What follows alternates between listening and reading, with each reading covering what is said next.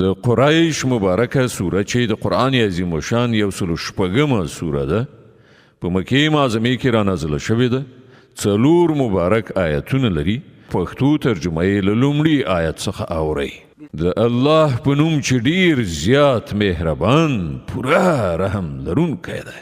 څنګه چې قریش مینه ناک شول، یعنی د ژمني او وړني مسافرت سره مینه ناک، نو هغو ته ښایي چې د دې کور د پروردګار عبادت وکړي چې هغوی له لوږې وژغورل، خواړه یې ورکړل او له ویرې وژغورل، امنیت یې ور په برخه کړ. الله ستر رښتیا ویونکی دی.